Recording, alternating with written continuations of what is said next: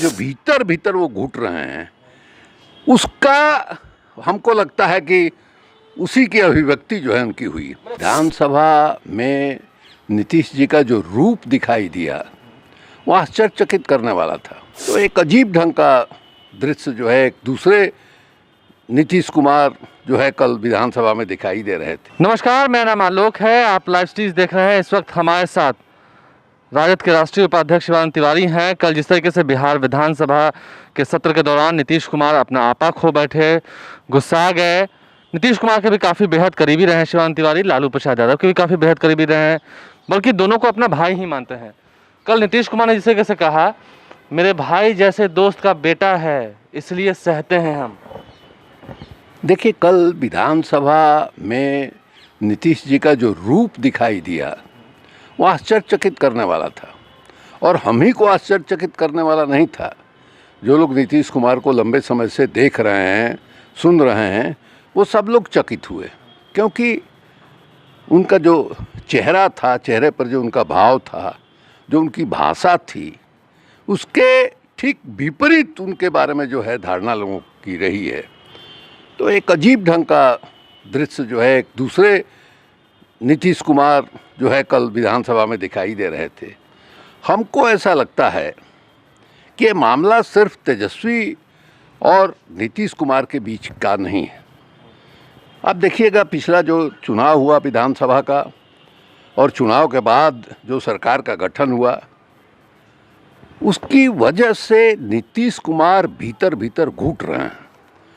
अब देखिए, चुनाव के दरमियान चिराग पासवान ने जिस ढंग से नीतीश कुमार पर हमला बोला था, जेल भेजने तक की बात कही थी, और इनके खिलाफ उम्मीदवार जो है दिया, इनको हराने में उसकी भूमिका रही।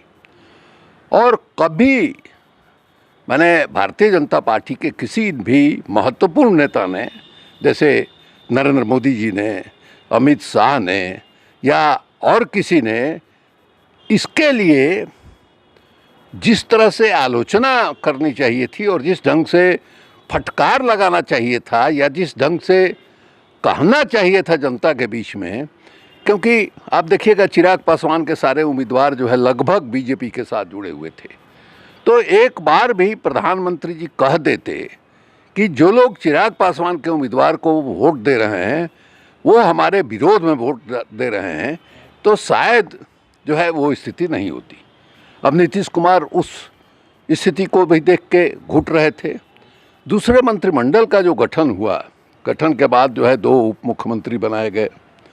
अब दोनों के बारे में पटना शहर में जो होर्डिंग लगा हुआ है, ये कह रहा है कि अति पिछड़े के बेटे, अति पिछड़ों की बेटी।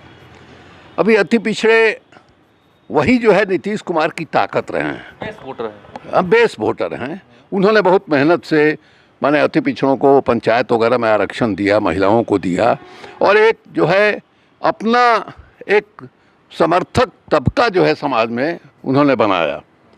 और हमको याद है कि नीतीश जी जब भारतीय जनता पार्टी से उनका तालमेल हुआ था, तो वो इस बात को बराबर कहते थे कि हमारा और भाजपा का जो गठबंधन है, वो गठबंधन सिर्फ पॉलिटिकल गठबंधन नहीं है, ये सामाजिक गठबंधन भी है।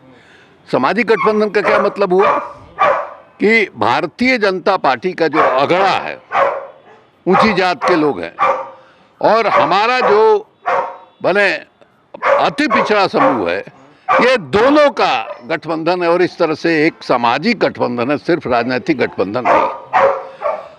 अब उनका जो ये गठबंधन था, जिसमें ये जिस सामाजिक समूह को लेकर के भारतीय जनता पार्टी के साथ इनका अलायंस था, और उसके चलते हमेशा अपर हैंड रहा मैंने नीतीश कुमार का भारतीय जनता पार्टी पर, वो जो आधार है उनका सामाजिक आधार, वोट का आधार, वो भी छीनता जा रहा है। और जो बड़े भाई की भूमिका में थे उस गठबंधन में, वो छोटे भाई की भूमिका में आ गए, और इतना बड़ा फासला हो गया। अब ये जो भीतर भीतर वो घुट रहे हैं, उसका हमको लगता है कि उसी की अभिव्यक्ति जो है उनकी हुई। कल जो उन्होंने गुस्सा किया वो तेजस्वी के ऊपर नहीं था, वो जो उनके अंदर की भड़ास थी या कह सकें बेचैनी थी, गुस्सा था, वो दिखा। हाँ बिल्कुल। अच्छा, आप देखिए ना कि जो आरोप तेजस्वी पर लगा रहे थे चुनाव अभियान के दौरान उन्होंने क्या किया था, किस तरह की भाषा का इस्तेमाल किया था।